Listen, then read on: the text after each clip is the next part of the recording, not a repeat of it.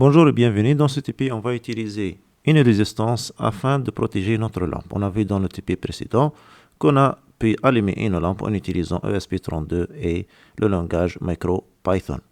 Donc, cette fois-ci, on va utiliser la résistance afin de protéger notre lampe.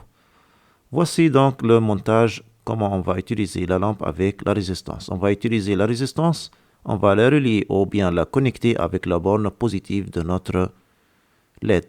Donc, l'anode avec une extrémité de notre résistance. L'autre extrémité de notre résistance, on doit la connecter à la borne ou à la broche 23, GPIO 23.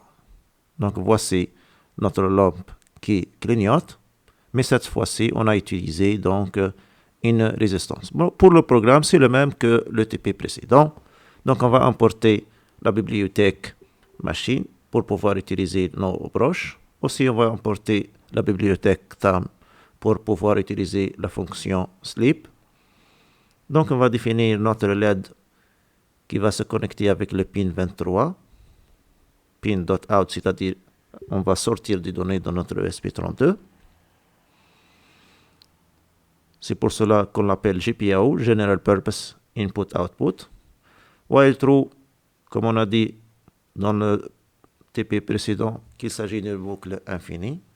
Les instructions dans cette boucle, on va allumer notre lampe, donc la valeur est égale à 1 pour une seconde, sleep for 1 second pour une seconde. Puis on va éteindre notre lampe avec la valeur 0 de notre LED.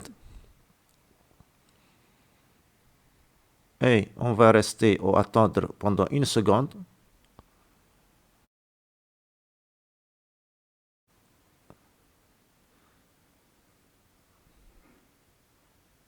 Et voici notre résultat lorsqu'on connecte, donc on téléverse notre programme sur notre ESP32.